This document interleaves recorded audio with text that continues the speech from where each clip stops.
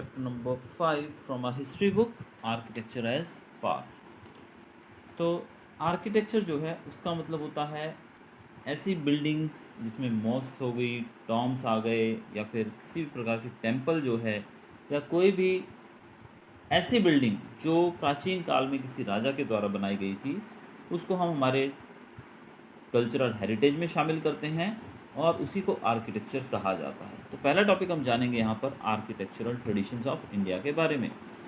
The architecture of our country is soaked in history, culture and tradition. हमारा जो architecture है वो हमारी हिस्ट्री को, हमारे कल्चर को और हमारे ट्रेडिशन को दर्शाता है।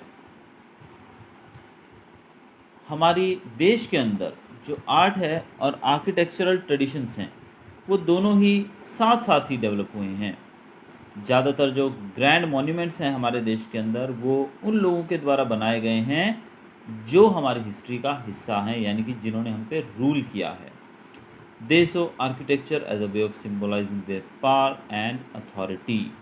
ये वो लोग थे जिन्होंने भारत के ऊपर यानी कि हमारे मुल्क पे राज करते हुए ऐसे ऐसे मॉन्यूमेंट्स बनाए, ऐसी ऐसी बिल्डिंग्स बनाई और उसको अपनी पावर के एक प्रतीक, एक सिंबल के रूप में उन्होंने बनवाया।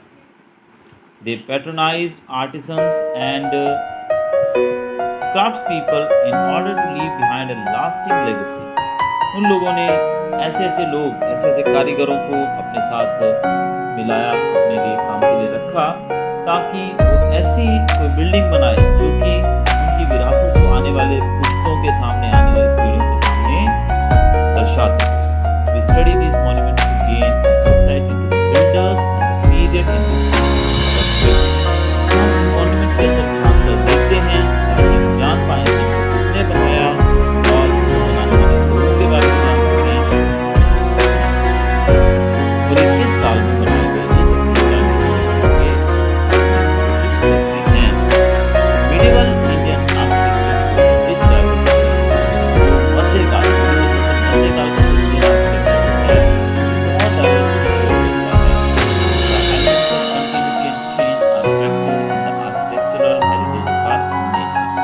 कंटिन्यूटी और चेंज का जो प्रतीक है, यानी कि ये दोनों चीजें हमारे हेरिटेज के अंदर देखने को मॉन्यूमेंट बनाने की प्रथा है, जो काफी पुराने समय से कंटिन्यू है और इस प्रकार से ये बदलती भी जा रही है। तरह तरह के इनके जो टाइप्स हैं वो बदलते जा रहे हैं। The monuments built in the medieval period display a fusion of existing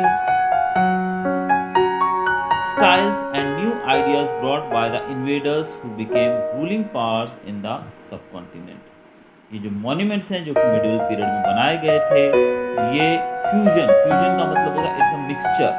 Fusion मतलब mixture of existing styles, यानी कि वो styles जो कि पहले exist करते थे उनके साथ, यानी कि उन लोगों ने जो नए नए रूलर जो आए भारत के अंदर रूल करने, उन्होंने कैसे नए नए मॉन्यूमेंट्स बनाए, उन्होंने नए मॉन्यूमेंट बनाए जिसके अंदर उन्होंने कुछ नया भी ऐड किया और पुराना जो था, पुराना कल्चर जो था उसको भी उन्होंने शामिल किया।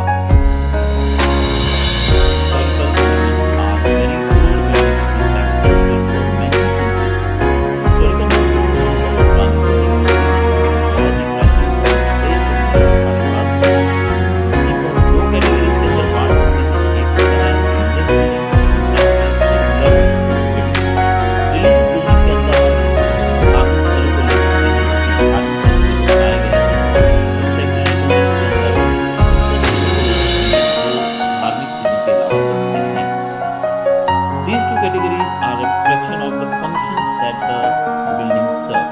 ये दोनों कैटेगरीज जो हैं ये किस उद्देश्य से उन बिल्डिंग्स को बनाया गया है उस चीज के बारे में हमें बताते हैं।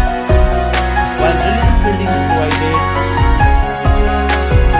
place of worship, more practical and academic, हम जानते हैं कि religious buildings जो हैं उनके अंदर सिर्फ लोग जो हैं वो रिलीजियस वे में ही उनका उपयोग करते थे, यानी कि सिर्फ वहाँ जाकर पूजा पाठ करने के लिए उनका उपयोग किया जाता था।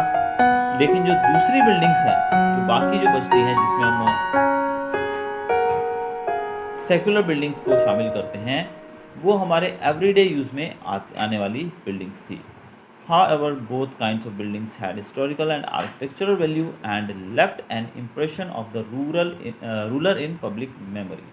अभी दोनों ही बिल्डिंग्स थी, ये अपनी अपनी जगह पर बहुत ही ज़्यादा इम्पॉर्टेंट थी हमारे लिए, क्योंकि ये दोनों ही अपनी अपनी जगह पर उस समय के रूलर के बारे में, यानी कि जिस व्यक्ति ने उस समय रूल किया था, यानी कि जिसने वो बनाया था, उसके बारे में एक छाप हमारी मेमोरी में, यानी कि आम लोगों की मेमोरी में छोड़ जाती है। आज भी जब हम उन बिल्डिंग्स को देखते हैं तो हम उन राजाओं को, उन रूलर्स को याद कर बैठते हैं जिन्होंने उनको बनाने का साहस किया। हिंदू टेम्पल आर्किटेक्चर, तो पहले हम जानेंगे हिंदू टेम्पल आर्किटेक्चर के बारे में। अब टेम्पल्स के जो एसेंशियल कंपोनेंट्स थे उनको अगले पेज पर जो डायग्राम दिया है उसमें दर्शाया गया है। क्लास 6 के अंदर हम ऑलरेडी पढ़ चुके हैं। दो स्टाइल्स जो थे टेम्पल के वो थे नागर और Dravida style. Several scholars mention that some temples combine the elements of both North Indian and the South Indian style. In both styles, stone pillars and walls are used to support the roof. कुछ विद्वान scholars जो हैं वो ये भी कहते हैं कि कुछ टेम्पल्स के अंदर दोनों ही स्टाइल्स को कंबाइन किया गया, जिसमें नॉर्थ इंडियन स्टाइल और साउथ इंडियन स्टाइल शामिल है। इन दोनों स्टाइल के अंदर स्टोन पिलर का भी यूज़ किया गया और वॉल्स, दीवारों का भी यूज़ किया गया रूफ को सपोर्ट देने के लिए। यहाँ पर जो पिक्चर देख रहे हैं इसमें आप हिंदू टेम्पल आर्किटेक्चर के कुछ फीचर्स देख रहे हैं। जो सबसे ऊपर का पार्ट जो आप देख रहे हैं यहाँ पर, इसको शिखर कहा जाता है, जिसको पीक भी कहते हैं हम, शिखर या पीक। उसके नीचे का पार्ट जो आप देख रहे हैं दैट इज़ टावर जो है, लोअर पार्ट जो है उसको हम कहते हैं विमान। और नीचे का पार्ट है जो है गर्भगृह। गर्भगृह मतलब वो जगह होती है जहाँ पर मूर्ति स्थापित की जाती है, वो जगह जहाँ पर जो भी भगवान का वो मंदिर बनाया गया है उसकी मूर्ति वहाँ पर दर्शाई जाती है। जो साइड में आप देख रहे हैं दैट इज़ कॉल्ड मंडप। मंडप मतलब जहाँ पर आकर पब्लिक जो है वो गुजरती है, आंगन गलियारा जहाँ से होकर वो आगे जाती हैं। तोरण का मतलब होता है हेलवे, वो भी यहाँ पर बताया गया है। और स्तंभ, स्तंभ मतलब एक ऊंचा, एक हम कह सकते हैं एक टावर लाइक चीज़ जो कि दूर से हमको दिखाई दे जाती है, दैट इज़ कॉल्ड स्तंभ। अब हम जानेंगे नागर स्टाइल के बारे में।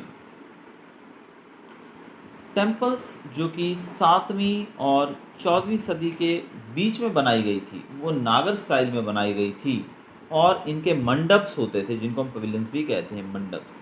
The sanctum where the deity was placed was known as अंतरालय।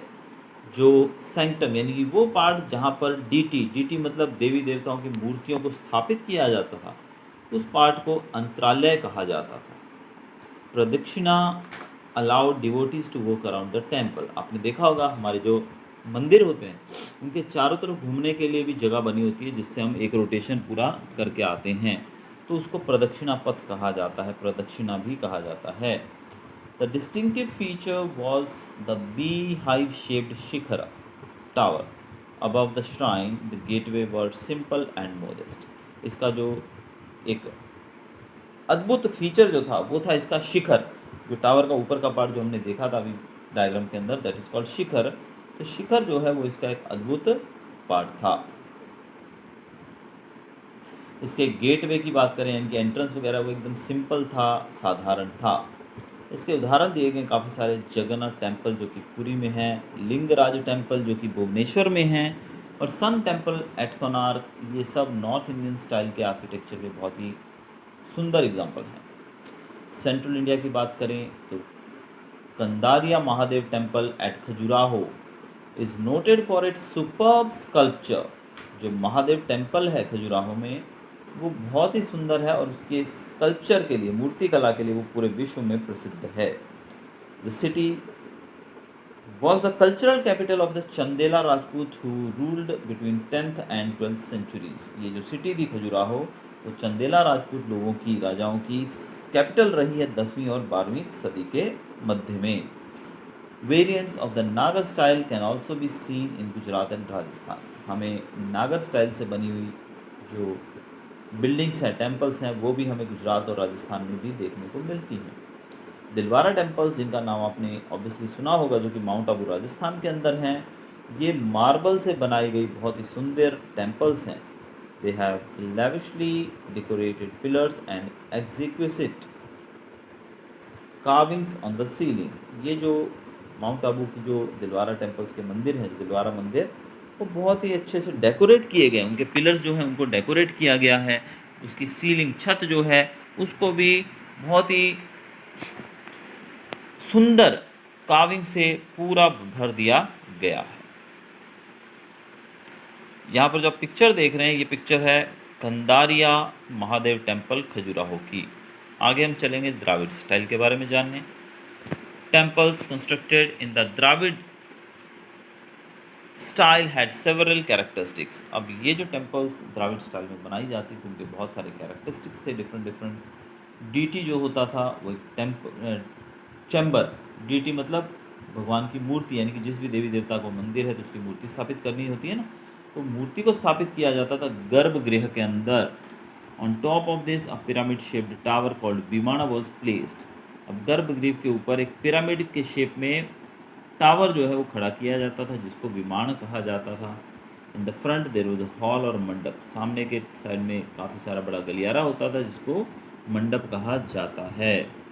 Highly ornate entrance gateways called gopurams for a distinctive feature.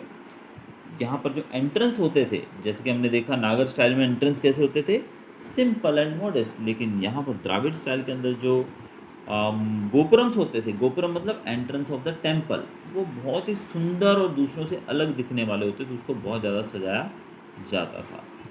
यहाँ पर जो टेम्पल आप देख रहे हैं एक और, the Meenakshi temple at Madurai, temple आप देख सकते हैं मदुराई का मीनाक्षी टेम्पल, कितना सुंदर बनाया गया है। The shore temple at Mamallapuram, जिसको हम महाबलीपुरम भी कहते हैं, and the Kailasanatha temple at Kanchipuram are superb example of the South Indian style of architecture. तो दोनों टेम्पल साउथ इंडियन स्टाइल की बहुत ही अच्छे एग्जाम्पल हैं। Thanjavur is the most famous example of Chola architecture. Chola architecture का जो बहुत ही फेमस जो एग्जाम्पल है वो है Thanjavur,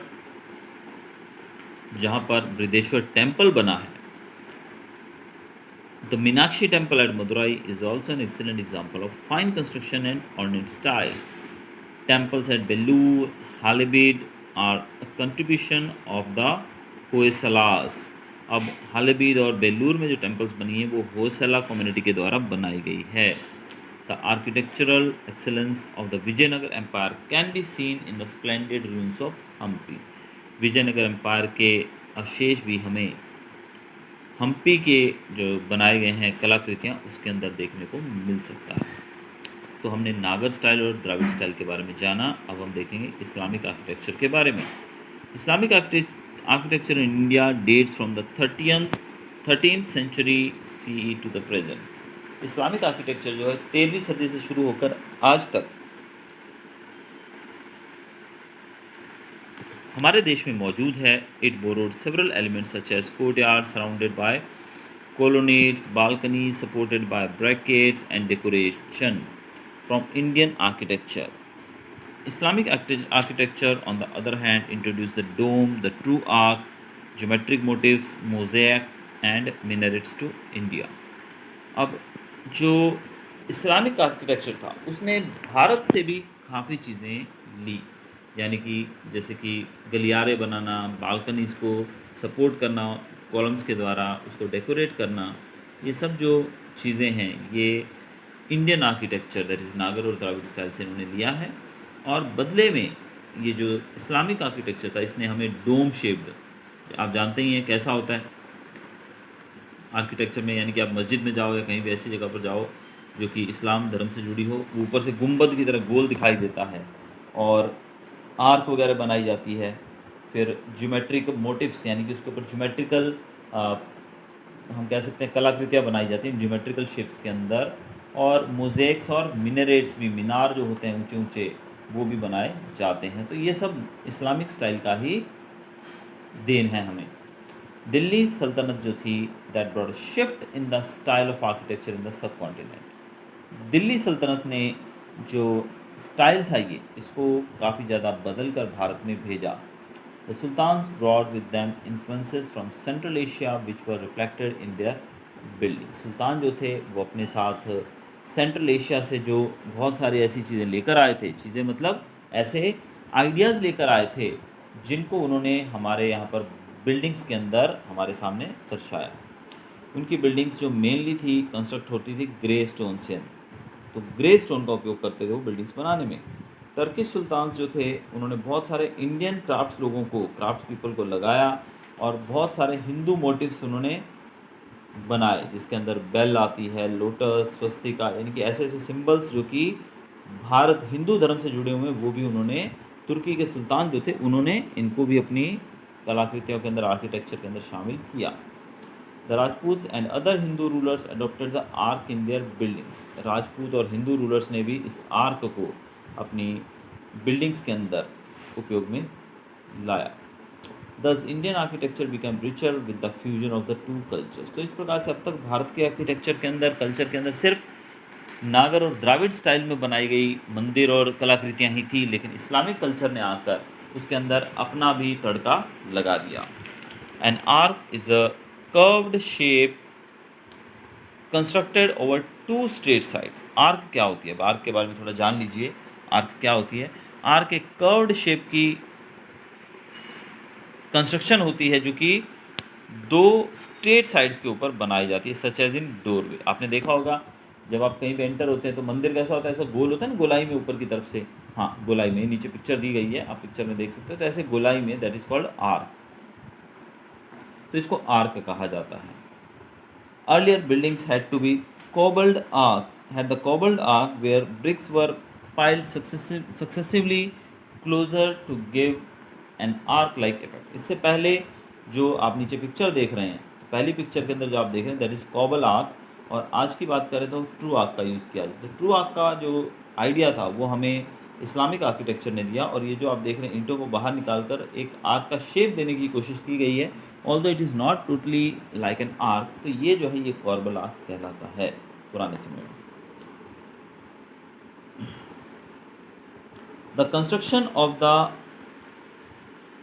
Alai Darwaza by Alauddin Khilji introduce the true arch to India. Alauddin Khilji के द्वारा जो ट्रू आर्क जो थी वो इंडिया में इंट्रोड्यूस की गई अलाई दरवाजा की कंस्ट्रक्शन के साथ ही। The true arch is a curve with a keystone at the centre. अब यहाँ पर आप देख सकते हैं कि सेंटर में की स्टोन होता है और एक कंप्लीट आर्क बनाई जाती है। This produces enough pressure to keep the other stones in place. तो इससे क्या होता है, स्टोन्स जो होते हैं वो अपनी जगह पर बने रहने के लिए काफ़ी प्रेशर उनके पास आ जाता है। अब यहाँ देख सकते हो की स्टोन कहा गया है, जिसको जहाँ पे एरो किया गया है, वो स्टोन को ऐसे बनाकर लगाया गया है कि उसका साइज ऊपर से बड़ा है, जिस कारण से वो नीचे खिसकता नहीं। ऊपर से वो चौड़ा है और नीचे की तरफ से थोड़ा पतला है, तो ऊपर से वो खिसक कर नीचे नहीं जाएगा। इसी कारण से जो बाकी पत्थर है वो भी अपनी जगह पर बने रहते हैं। The dome is the sphere-shaped roof of a building. It is difficult to support a dome over a square base using pillars alone. Therefore, brackets were used in corners for support. Domes added to the grandeur of the structures. अब डोम्स की बात करें तो यहाँ पर आप डोम्स देख सकते हैं। ये तो आर्क बताई गई है, यहाँ पर अलाई दरवाज़ा की पिक्चर दी गई है ऊपर। और डोम की बात करें, जो गुंबद जैसा स्ट्रक्चर होता है, जैसे कि मस्जिद के ऊपर आप देखते हो, ताजमहल को देखा होगा आपने, गुंबद जैसा है, तो दैट इज़ एक्चुअल में उसको कहा जाता है डोम। अब डोम को पिलर से सपोर्ट कर पाना मुश्किल होता है, इसीलिए इसके लिए ब्रैकेट्स का उपयोग किया जाने लगा। Mosques were built in accordance with certain principles. Mosque को कुछ प्रिंसिपल्स के द्वारा ही बनाया जाता था, सिंपली ऐसे ही नहीं।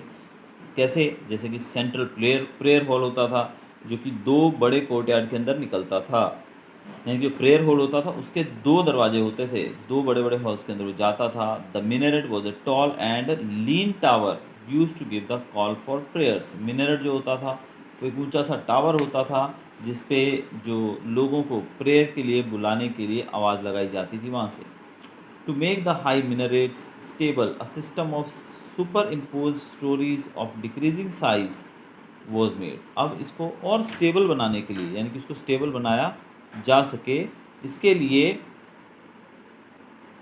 जो डोम होता है, जैसा हमारा कुतुब मीनार आपने देखा है, नीचे से चौड़ा है, ऊपर जाते जाते वो थोड़ा उसकी जो साइज़ है वो कम होती जाती है। तो मिनरेट जो थे वो इस प्रकार से उनको स्टेबिलिटी देने के लिए ऐसा किया जाता था ताकि वो ऊपर जाते जाते उनका साइज़ कम होता जाए। द मेहराब, जिसको निक भी कहते हैं, was built into an inside wall to indicate the direction of Mecca. मेहराब जो है वो मक्का की डायरेक्शन को इंडिकेट करने के लिए बनाया जाता था मस्जिद के अंदर एक दीवार पे। और मक्का जो है वो मुस्लिम भाइयों की हमारे एक सेक्रेड प्लेस है, जिस पर वो बहुत ही ज़्यादा, वो जैसे हम अपने धार्मिक स्थलों पे जाते हैं वैसे वो भी उनका बहुत ही ऊंचे दर्जे का धार्मिक स्थल माना जाता है। तो मक्का जो है उसको दर्शाने के लिए वॉल के ऊपर, इस वॉल के अंदर मेहराब बनाया जाता था। The roof was usually dome shaped, roof जो होता था छत वो डोम शेप होती थी। As human representation is not allowed in Islam, most and other monuments were generally decorated richly in geometrical designs, calligraphy, flowers and verses from the Quran। अब जैसे कि हम जानते हैं कि इस्लाम कल्चर जो हमारा इस्लामिक धर्म है उसके अंदर किसी भी तरीके से ह्यूमन रिप्रेजेंटेशन से उसको सजाया नहीं जाता है, इसीलिए वहाँ पर किसी भी तरह की कलाकृतियाँ जो हैं इंसानी शेप में वो अलाउड नहीं है। इसलिए वहाँ पर कुरान की आयतें लिखकर, ज्योमेट्रिकल शेप्स देकर या फिर फूल पत्ते बनाकर उसको सजाया जाता था। टॉम्ब आर्किटेक्चर की बात करते हैं। Tomb architecture is the part of the tradition of burying the dead. Tomb architecture जो है वो दफनाया जाता है जिन लोगों को, ये उस कल्चर का, उस ट्रेडिशन का एक पार्ट है। The general pattern of the tombs consisted of a doomed shape chamber. जो जनरल पैटर्न है जैसे टॉम्ब्स बनाए जाते हैं उसमें पहला होता है डोम्ड चैम्बर, जिसको हुज्र कहा जाता है। A cenotaph in its centre with a mihrab on the western wall. अब इसके सेंटर पार्ट को सेंटोफ कहा जाता था और इसके अंदर एक मेहराब होता था जो कि वेस्टर्न वॉल पे, मेहराब आपने देखा कि जो मक्का है, मक्का प्लेस जो है उसको दर्शाने के लिए, उसकी डायरेक्शन दर्शाने के लिए मेहराब बनाया जाता था, तो वो वेस्ट साइड में दीवार पे बनाया जाता था। And the real grave in the underground chamber, और जो रियल ग्रेव होती थी वो अंडरग्राउंड चैम्बर में होती थी। To this the Mughals added a new dimension by introducing gardens all around the tomb. इसमें मुगल शासकों ने एक नया इसको शेप दिया, यानी कि उन्होंने क्या किया, टॉम्ब के चारों तरफ गार्डन बनाकर इसको एक नया ही शेप देने की कोशिश की। The prominent monuments of the Delhi Sultanate are the Qutub Minar, the Quwwatul Islam. तो ये जो हम नाम ले रहे हैं ये सब मुग़ल काल में बनाए गए हैं। The Alai Darwaza, the Tughlaqabad fort, Firoz Shah Kotla and the Siri fort, ये सब मुग़ल काल के बने हुए कलाकृतियाँ हैं। The Mughal period saw more spectacular and grand structures. Mughal काल के अंदर बहुत ज़्यादा मतलब भव्य चीज़ें बनाई जाने लगी। Mughal architecture was unique synthesis of the Indian and the Persian culture. Mughal culture जो था वो भारतीय और पर्शियन कल्चर का मिक्सचर था। The result was some of the most spectacular architecture creations the world has ever seen. और इंडियन कल्चर, पर्शियन कल्चर और Mughal culture ने मिलकर ऐसी ऐसी चीज़ें बनाई जो कि दुनिया में आज बहुत ही famous. Now the next topic is gardens. Mughal rulers जो थे उन्होंने बहुत बड़े बड़े गार्डन बनाए, जिनमें से कुछ का नाम यहाँ लिखा गया है। चारबाग डिज़ाइन में Babur is believe to have come up with his distinctive pattern. अब ये जो गार्डन्स जो थे इनको डेवलप करने का जो आइडिया है, ऐसा माना जाता है कि बाबर के द्वारा इसको शुरू किया गया था। The Charbagh is a quadrangular garden divided into 4 parts. Charbagh जो है यानी कि एक तरह का बाग बताएगा, चार, जैसे कि नाम भी बताएगा चार बाग, यानी कि उसका जो डिज़ाइन होता था वो चारबाग स्टाइल में होता था। चार बाग जैसे कि चार बाग यानी कि चार गार्डन्स, तो इसको एक क्वाड्रेंगुलर गार्डन कहा जाता है, यानी कि 4 पार्ट वाला, जिसको 4 पार्ट में ही बांटा जाता था। Based on the Persian style the garden was divided by walkways और फ्लोइंग वाटर। अब पर्शियन स्टाइल की भी इसमें झलक देखने को मिलती थी, जिसके द्वारा इसको वॉकवेज में डिवाइड किया जाता था, जिसमें या तो वॉकवे चलने के लिए जो पगडंडी बनी होती है ना, थोड़ा सा रास्ता जिस पर चल सकता है आदमी, या फिर फ्लोइंग वाटर, बहता हुआ पानी उसमें दर्शाया जाता था। अकबर, जहांगीर और Shahjahan they are credited with laying out beautiful gardens in Kashmir, Lahore, Delhi and Agra. इन तीनों को क्रेडिट जाता है दिल्ली, आगरा, लाहौर और कश्मीर जैसी जगहों पे गार्डन बनाने के लिए। यहाँ पिक्चर आप देख सकते हैं श्रीनगर का शालीमार बाग है, और जिसमें से आप फ्लोइंग वाटर बीच में से देख सकते हैं। टॉम्ब्स की बात करेंगे अभी। The most beautiful building of Sher Shah period is his tomb at Sasaram in Bihar. जो सबसे खूबसूरत बिल्डिंग जो है वो है सासाराम बिहार में शेर शाह के द्वारा बनाई गई उसकी tomb. This monument stand on a square platform and is surrounded by water. ये जो मोन्यूमेंट है ये स्क्वायर प्लेटफॉर्म पे खड़ी है और इसके चारों तरफ पानी है। During Akbar's reign, tomb architecture began to incorporate several Persian styles. Akbar के काल में टॉम्ब आर्किटेक्चर के अंदर पर्शियन स्टाइल भी देखने को मिलने लगा। हुमायूं's tomb built during Akbar's reign showcases a central dome for the first time. Humayun का जो मकबरा बना था जिसको अकबर ने बनवाया था वो सेंट्रल डोम पहली बार उसमें देखने को मिला। Many Persian craftspeople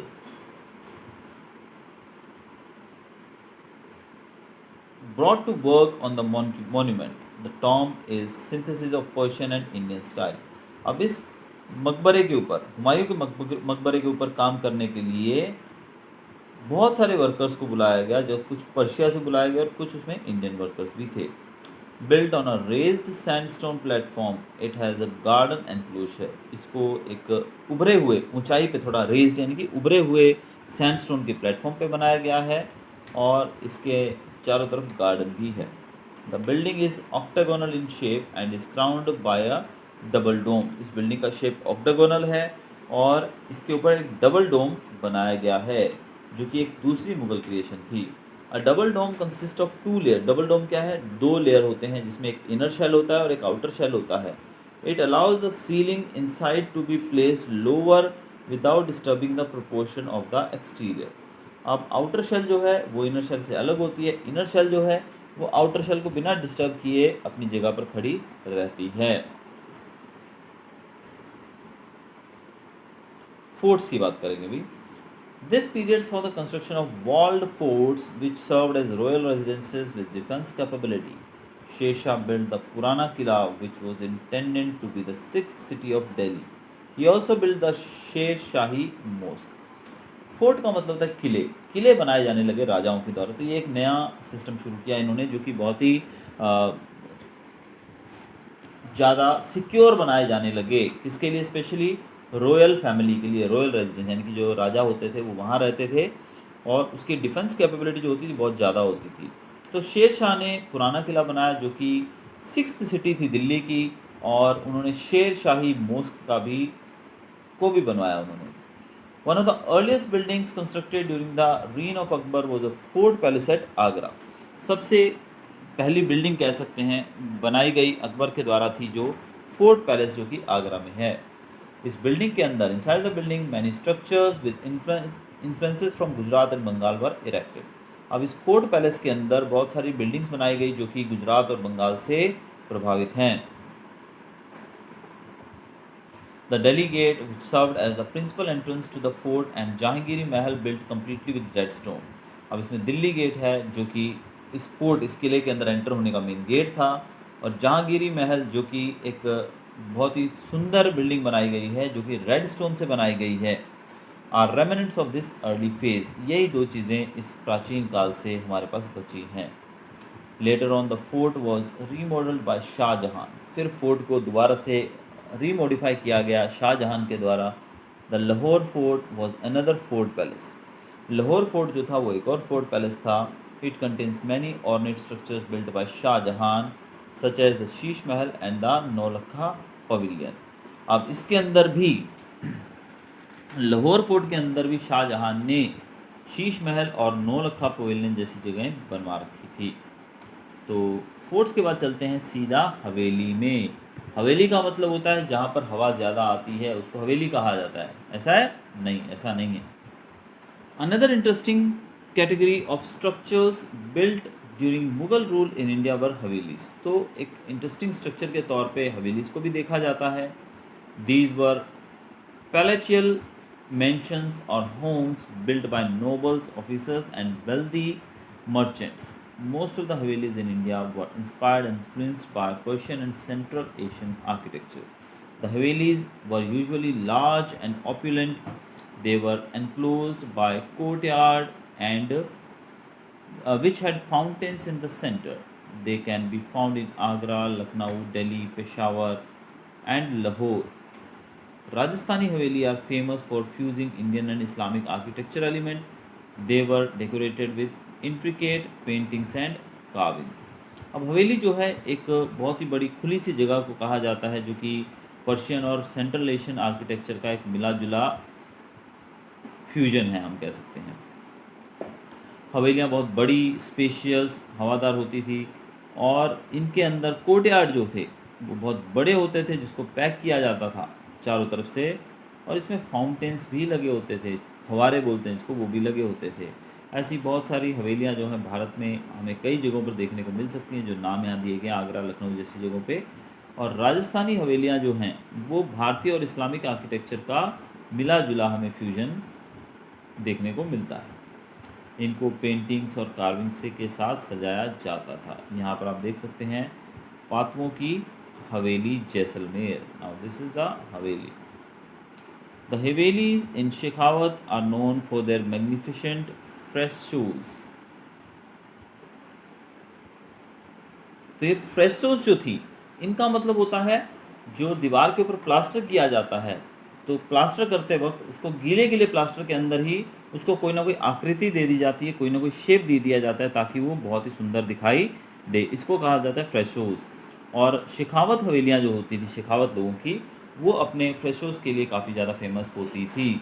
और हवेलियाँ जो हैं जैसलमेर में, खासकर जैसलमेर की हवेलियाँ जो हैं वो हीट और डस्ट को अंदर ना आने देने के लिए फेमस है। उनका डिज़ाइन ऐसे किया गया है कि धूल और गर्मी अंदर नहीं आती है।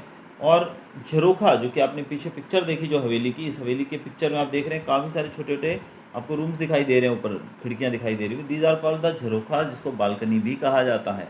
इस बालकनी जो है, इन बालकनीज को जो स्पेशल अट्रैक्शन रहता था इन हवेलीज़ का, इसको देखने के लिए दुनिया भर से लोग आते हैं। अब देखेंगे कि हम बावलीज़ के बारे में। These remarkable structures were stepwells built by rulers and rich citizens. Flights of steps led to underground shelters which were built around wells to obtain underground water. Baolis can be found in Delhi, Haryana and Gujarat. Baolis का मतलब एक तरह से हम कह सकते हैं step well, यानी कि कुआं जिसके अंदर सीढ़ियाँ लगी होती थी नीचे उतरने के लिए। तो ये बड़े बड़े रिच लोग होते थे जो वो बनवाते थे, या फिर रूलर्स, राजा बनवाते थे। अब इसके अंदर जो सीढ़ियाँ होती थी उसके द्वारा आप नीचे जा सकते हो, और नीचे जो अंडरग्राउंड वाटर है वो आप ले सकते हो। ऐसी हवेलियाँ, बाउलीज जो हैं दिल्ली, हरियाणा और गुजरात जैसी जगहों पर ज़्यादा देखने को मिलती हैं। रानी जी की Baori, queen stepwell in Bundelkhand, I think name is cut, Rajasthan is one of the largest stepwells built in the 17th century CE. It was built by Raja Nathawat ji, the wife of Rani Nathawat ji, the wife of Raja Aniruddha Singh of Bundi.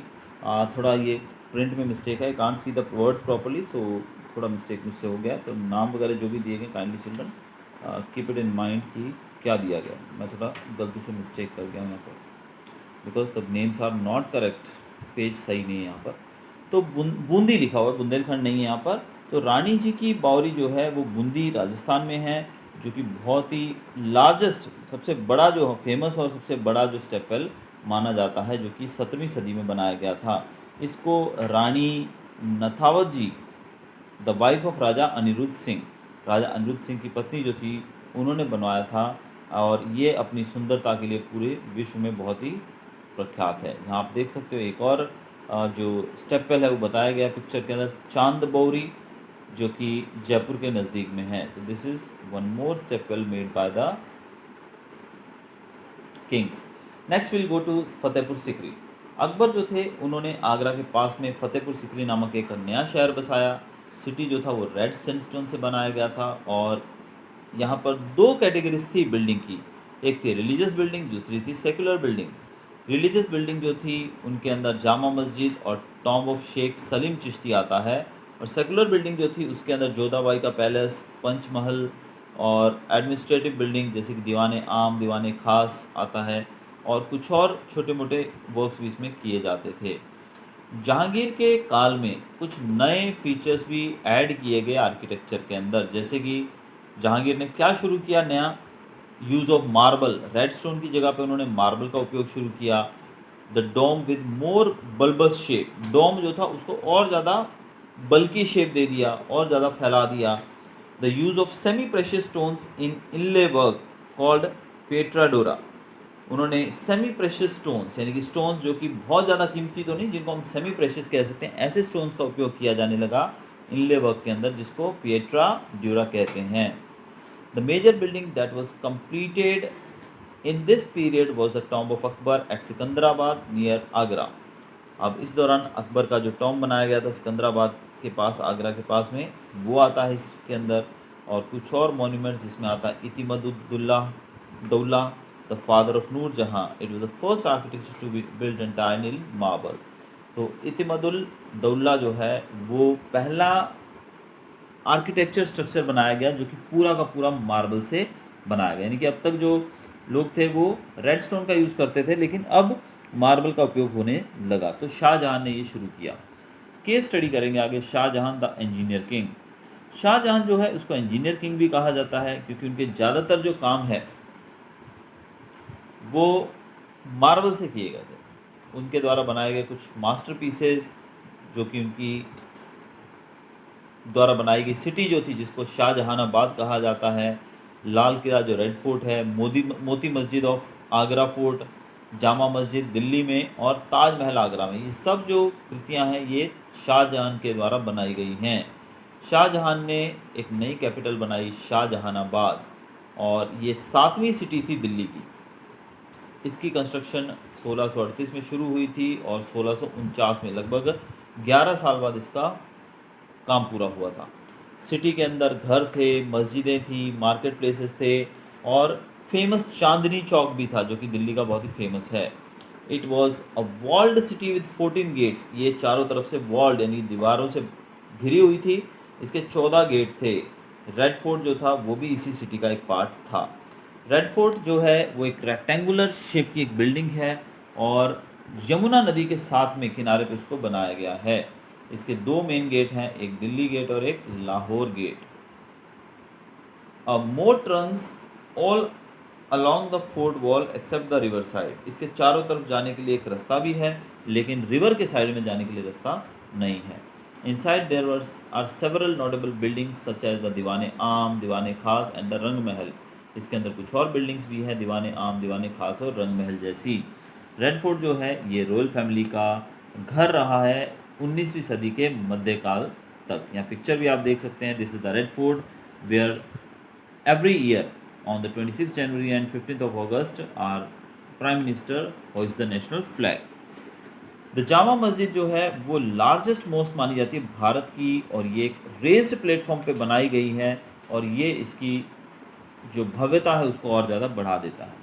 The main entrance is on the eastern side led by a flight of stairs. इसका main entrance जो है वो इस side में है, जो कि stairs के द्वारा एंट्रेंस में आने के लिए स्टेयर्स चढ़ना पड़ता है। 3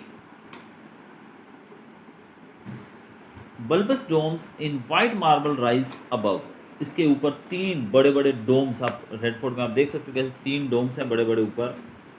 it is made of red stone with white marble for the inlay work. इसका बनाया गया रेड सैंडस्टोन से और इनले वर्क के तौर पे मार्बल का उपयोग किया गया है इसके अंदर।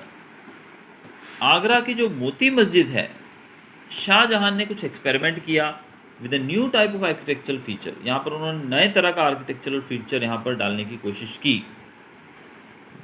वो था द ओपन प्रेयर हॉल। उन्होंने जो प्रेयर हॉल था उसको ओपन बनाया, यहाँ पर एकदम खुला। Instead of minarets the architect used chhatris और elevated canopies on all 4 corners of the hall. It is built in marble. इसके अंदर उन्होंने मिनरेट बनाने की बजाय, यानी कि मीनार जो बनाए थे वो बनाने की बजाय इन्होंने छत्रीस का यूज़ किया, यानी कि एक एलिवेटेड कैनोपी, यानी कि उभरा हुआ एक ऐसा प्लेटफॉर्म जो कि सपोर्ट दे सके छत को। चारों कॉर्नर्स पे हॉल के इन्होंने कैनोपीज बनाई और इसको पूरा मार्बल से बनवाया गया था। Taj Mahal in Agra is the grandest and the most famous monument built by Shahjahan. Shahjahan के द्वारा बनाया गया ये सबसे ज़्यादा ग्रैंड मॉन्यूमेंट माना जाता है। ये उनकी वाइफ मुमताज़ महल की याद में बनाया गया था। इसकी शुरुआत की गई थी बनाने की 1631 में और उसको पूरा किया गया 1653 में। काफ़ी समय लगा इसको बनाने में। स्ट्रक्चर जो है वो पर्शियन स्टाइल, सेंट्रल एशियन और इंडियन कल्चर को दर्शाता है, यानी कि mixture of all these things. Built in pure white marble, ये प्योर वाइट मार्बल से बनाया गया है। ये मार्बल के प्लेटफॉर्म पे खड़ा हुआ है और इसके चारों तरफ गार्डन है।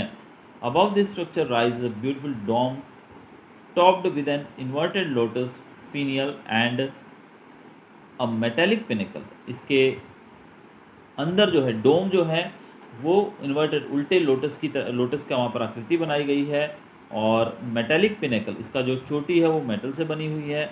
There is a slender pillar और minaret at each of the 4 corners of the platform. इस प्लेटफॉर्म के कॉर्नर पे 4 मीनार बनाए गए हैं। पिक्चर आप देख सकते हैं ताजमहल कैसे ऊपर डोम बना हुआ है और चारों तरफ गार्डन से घिरा हुआ है।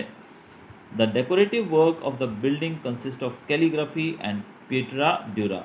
अब इसको डेकोरेट करने के लिए कैलीग्राफी का यूज़ किया गया है और पेट्रा ड्यूरा, जो कि जस्ट हमने पीछे पढ़ा उसके बारे में, वो precious and semi precious stones like Z, carnelian, Jasper, moonstone, Lapis lazuli and coral were used extensively in the inlay work. अब इसके अंदर कुछ सेमी प्रेशियस स्टोन्स का उपयोग किया गया इसको बनाने के लिए, जिनका नाम यहाँ पर दिया गया है। Delicate marble screens and chhatris are other decorative elements. इसके अंदर छतरीज भी और डेलिकेट काफ़ी नाजुक मार्बल स्क्रीन्स भी यहाँ पर लगाए गए हैं, जो कि इसको और ज़्यादा सुंदर बनाता है। Shah Jahan successor Aurangzeb did not possess any of his father's architectural flair. Shah Jahan के जो सक्सेसर थे, जो उनके बाद गद्दी पर बैठे औरंगजेब, उनके अंदर उनके फादर की तरह आर्किटेक्चरल कैरेक्टर कोई भी देखने को नहीं मिला। In fact, he withdrew patronage to artisans and the arts. Therefore, the works created during his reign are less impressive. उन्होंने जो इज्जत और सम्मान आर्टिसंस यानी कि इन लोगों को दी जाती थी, जो कारीगरों को, वो उन्होंने नहीं दी, और इसी कारण से उनके द्वारा बनाए गए जो कार्य थे वो इतने ज़्यादा इम्प्रेसिव नहीं थे। The buildings of note include the mausoleum of his wife Rabiaud Durrani in Aurangabad, the बादशाही मस्जिद इन लाहौर एंड मोती मस्जिद एट लाल किला दिल्ली। तो इनके द्वारा बनाई गई बिल्डिंग्स के नाम हम उंगलियों पे गिन सकते हैं। Now last topic will see here is power of architecture. The rulers of the medieval period built spectacular and grand structures.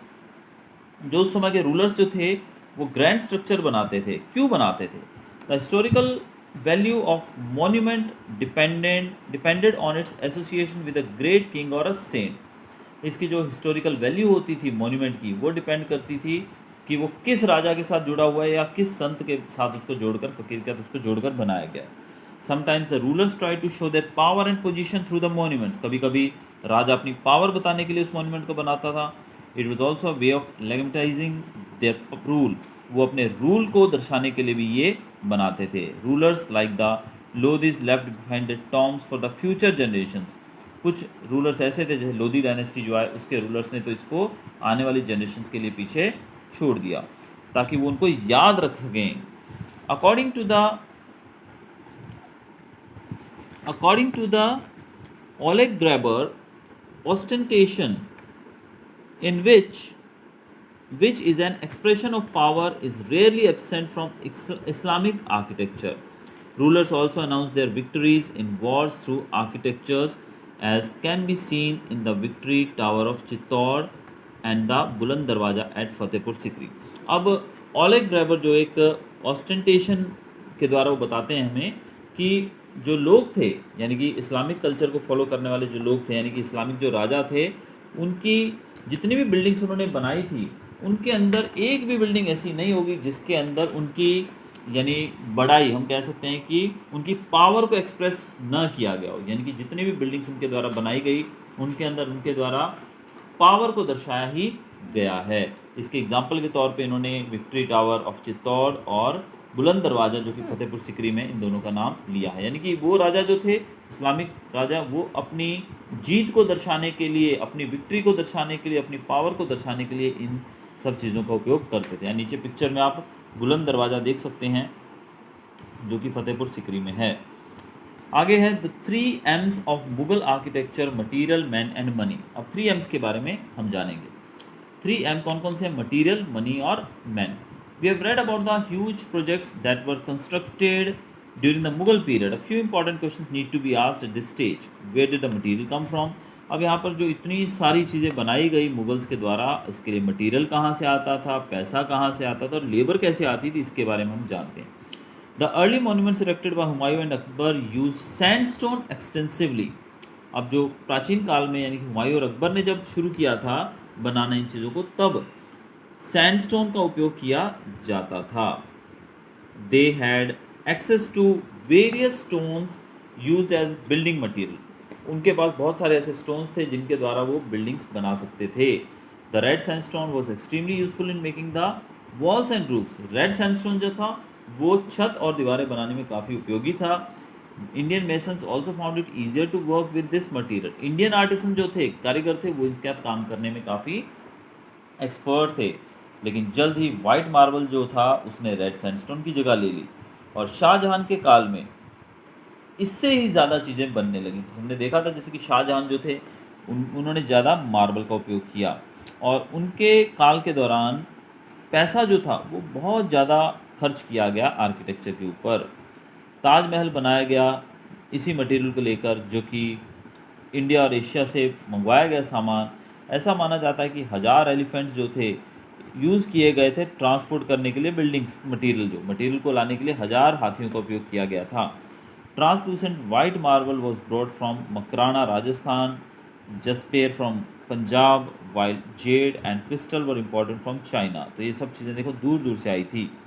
Special turquoise was order from Tibet and lapis lazuli came from Afghanistan. तो देखिए कहाँ कहाँ से चीज़ें मंगवाई गई। Sapphires were imported from Sri Lanka and carnelian from Arabia. In all, 28 types of precious and semi-precious stones were inlaid into the white marble.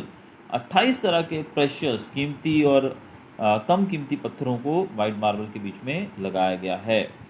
Persian influence on Mughal architecture is evident. This is because Persian artisans, sculptors, calligraphers and architects flocked to the Mughal court. अब Persian influence जो था, Persia की जो culture था, ये जो था architecture, उसका प्रभाव मुगल आर्किटेक्चर के ऊपर काफ़ी देखने को मिला। यानी कि पर्शियन स्टाइल का उन्होंने काफ़ी यूज़ किया। इसलिए पर्शिया के जो आर्किटेक्चर्स थे, खासकर आर्टिसन, स्कल्पचर्स, कैलीग्राफर्स या आर्किटेक्ट, वो सब मुगल कोर्ट्स के अंदर दौड़ कर आते थे ताकि उनको वहाँ पर काम मिलेगा और सम्मान मिलेगा। ऐसा माना जाता है कि जब हुमायूं पर्शिया से वापस लौटे, वो अपने साथ बहुत सारे आर्टिस्ट को लेकर आए थे।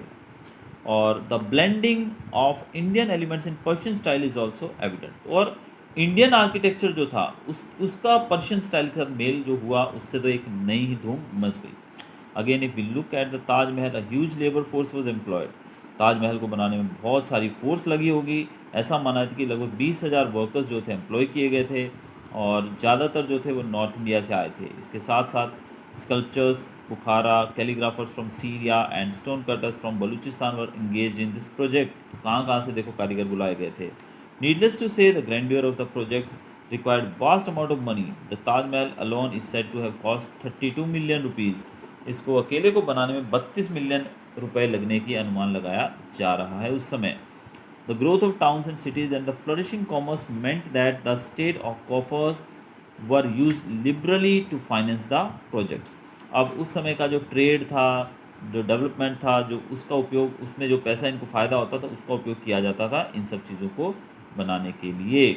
रीजनल आर्किटेक्चर की बात तो अब तक हमने देखा नेशनल लेवल पर, यानी कि भारत के ऊपर रूल करने वाले राजाओं के द्वारा बनाए गए कलाकृतियों के बारे में। अब हम रीजन यानी कि छोटे छोटे प्रांतों के अंदर, स्टेट्स के अंदर कैसे होता था वो देखेंगे। Kingdoms of Bengal, Gujarat and Deccan also developed their unique architectural style. The use of nature inspired architectural forms is marked in Hyderabadi monuments like the Char Minar. तो हैदराबादी मोन्यूमेंट जो हैदराबाद में है, चार मीनार, उसके अंदर हमें नेचर इंस्पायर्ड यानी कि नेचुरल एलिमेंट्स का मिश्रण देखने को मिलता है। The Hyderabadi monument are known for their use of pineapple like domes. इनका जो यूज़ किया जाता है इसमें डोम्स का, वो थे पाइनएप्पल की तरह बने हुए domes and minarets and columns which were modelled on palm trees. इनको पाम ट्रीज के ऊपर बनाया गया था।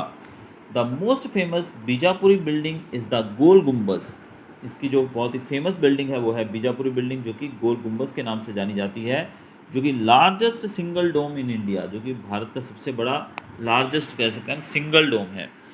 औरंगज़ेब के काल के दौरान मुग़ल आर्किटेक्चर जो था वो धीरे धीरे गिरने लगा। जैसे हमने देखा कि धीरे धीरे औरंगज़ेब के आने के बाद यानी कि उनका कोई इंटरेस्ट ही नहीं था आर्किटेक्चर के अंदर, तो ये डिक्लाइन धीरे धीरे गिरने लगा।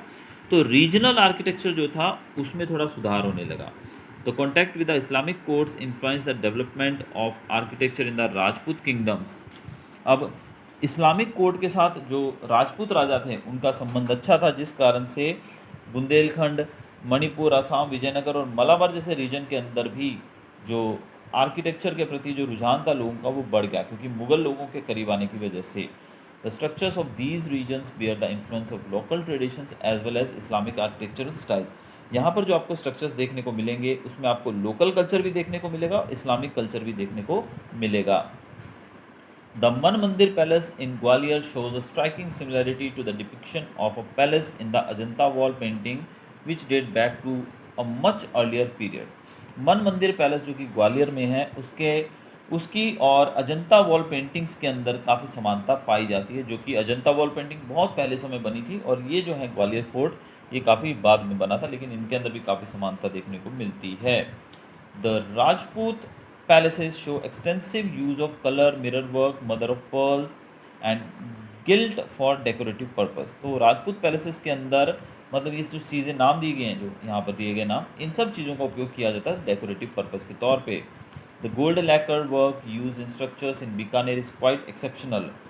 गोल्ड लैकर वर्क जो है ये गोल्ड का यूज़ करके बनाया गया है कुछ डेकोरेशन, जो कि बहुत ही ज़्यादा सुंदर देखने को मिलता है बीकानेर में। The picture galleries और chitrashalas in the palaces at Jhalawar, Bundi, Kota, Nagaur, Kishangarh and Jaipur, ये कुछ और रिमार्केबल वर्क्स के अंदर नाम इनका लिया जा सकता है। The palaces in Himachal Pradesh such as the Sultanpur palace in Kullu and the Rang Mahal in Chamba also have fine chitrashalas. तो ये कुछ जगह और बताई गई जहाँ पर चित्रशालाज काफ़ी हैं। In the south the Shri xylem temple in Andhra Pradesh, south में चलते हैं तो साउथ में साई सेलम टेम्पल जो है वो बहुत ही सुंदर बनाई गई है and it is noted for its folk influence style in which scenes from the epics have been portrayed. इसके अंदर जो हमारी एपिक्स हैं महाभारत और रामायण उसके अंदर से सीन्स को इसके अंदर दर्शाया गया है, यानी कि वहाँ the Ramanathapuram palace is non for its beautiful wall paintings. Ramanathapuram का जो पैलेस है वो वॉल पेंटिंग्स के लिए काफ़ी फेमस है। Monuments a source of history. अब मॉन्यूमेंट्स जो है वो हमारे लिए सोर्स ऑफ हिस्ट्री है। कैसे? Monuments are a window into the architectural, social, artistic, military and cultural traditions of the past. Monuments जो हैं वो एक ऐसी खिड़की है जिसके द्वारा हम उस समय के आर्किटेक्चर के अंदर, सोसाइटी के अंदर, इवन आर्टिस्ट जो उस समय के थे वो कैसे थे, मिलिट्री और कल्चरल ट्रेडिशन के अंदर झांक कर देख सकते हैं।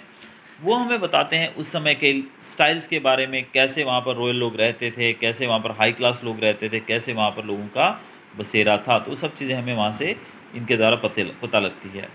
These monuments, the carvings, calligraphy and decoration show us the artistic styles of the past. अब उस समय से हमको जो कार्विंग्स, कैलीग्राफी और डेकोरेशन देखने को मिलती है उससे हमें उस समय का आर्टिस्टिक स्टाइल के बारे में पता लगता है। The inscriptions present on certain monuments reveal the dates of construction and the names of the builders। कुछ ऐसे भी monuments हैं जिनके ऊपर inscriptions यानी कि लिखा गया है, कुछ ना कुछ उनके ऊपर नक्काशी करके लिख दिया गया है, जिससे हमें उस समय के रूलर्स के बारे में, उस समय की डेट्स के बारे में पता लगता है कि कब बनाया गया। They may also reveal details of any restoration और repair work। उसमें हमको restoration यानी कि रिपेयर अगर कुछ किया गया तो उसके बारे में पता लगता है। Gifts offered by the royalty, the nobility and the traders are recorded. तो उस समय जो कुछ राजा जो थे वो गिफ्ट वगैरह देते थे यानी कि दान करते थे, वो भी वहाँ पर रिकॉर्ड किया गया है। The details of the military campaigns and the conquest of different monarchs are also recorded. यहाँ पर अलग अलग राजाओं ने कब कहाँ पर रूल किया, कब किसने किस पे हमला किया, कौन कहाँ जीता, ये सब चीज़ों के बारे में भी हमें यहाँ से पता लगता है। समटाइम्स कभी कभी डिटेल्स जो हैं इन मॉन्यूमेंट्स के ऊपर they are recorded in the contemporary manuscript। they help us to understand whether the monument have changed since they were built। तो कभी कभी इनके ऊपर जो मैन्यूस्क्रिप्ट जो लिखा जाता है उसकी स्क्रिप्ट के द्वारा हमें ये भी पता लगता है कि क्या इसके अंदर कुछ बदलाव किया गया है कभी, या ये अपनी ओरिजिनल पोजीशन के अंदर आज भी है। Local administration, economy and society can be studied through the monuments in this area. In the area A study of history is incomplete without understanding the architecture of the past। तो हमें उस समय के लोकल एडमिनिस्ट्रेशन के बारे में, economy के बारे में या सोसाइटी के बारे में जानकारी देने में मॉन्यूमेंट्स का बहुत ही बड़ा हाथ होता है। और हमारी हिस्ट्री जो है उसको अगर हम कहें तो बिना मॉन्यूमेंट्स के अधूरी है। तो इस चैप्टर के अंदर हमने टोटली देखा कि मॉन्यूमेंट्स, बिल्डिंग्स के बारे में, भले वो मंदिर थे, मस्जिद थी या किसी भी राजा के द्वारा बनाया गया कोई भी आर्किटेक्चरल बिल्डिंग थी, वो सब चीज़ें जो हैं इन सबको हम आर्किटेक्चर कहते हैं। और अलग अलग स्टाइल के राजाओं ने आकर, क्योंकि भारत एक ऐसा मुल्क है जिस पे अलग अलग लोगों ने रूल किया है, इसलिए मिक्सचर काफ़ी देखने को हमें यहाँ मिलता है। So that's all for the chapter. Thanks for watching.